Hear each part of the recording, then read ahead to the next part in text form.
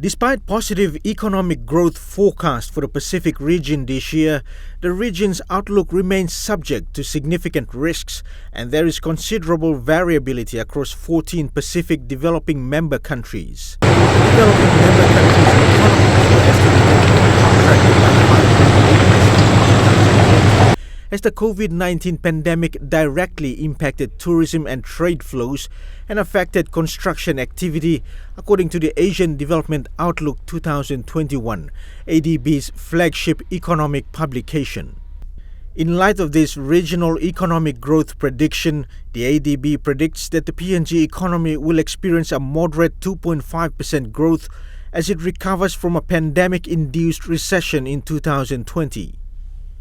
In Treasurer Ian Ling Starkey's ministerial economic update presented in Parliament last week, it was predicted that despite a 2.9% fall in PNG's nominal economy in 2020, a 10% economic growth is expected in 2021.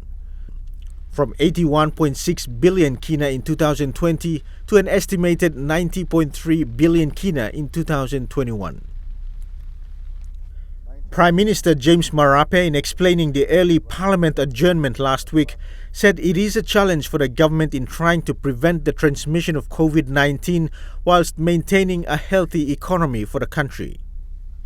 And our country's economy that is now compressed as a result of COVID-19 induced economic contraction and compression globally and locally is simply not because of those. They knew the need for attention to economy and COVID-19 was there.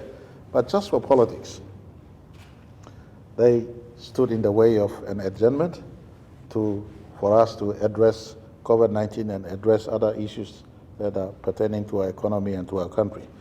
But the overwhelming majority of those who were in attendance, those 7 voted against the adjournment, but the majority carried for adjournment, knowing that we need time to ensure we address COVID-19, address economy.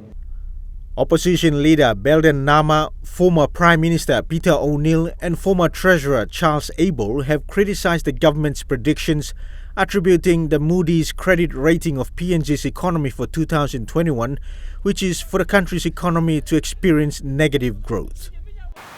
We understand that the Moody's International Rating Agency has also recently downgraded the economic outlook for Papua New Guinea from stable to negative. Papua New Guinea is regarded in ADB's outlook as the biggest economy in the Pacific. Despite positive growth predicted for the nation this year, a recent surge in COVID-19 cases threatens prospects for economic recovery. The Outlook report shows that PNG's development partners are assisting with budgetary support and the delivery of COVID-19 vaccinations, with economic growth projected to accelerate to 3% in 2022. Dennis Orere, National EMTV News.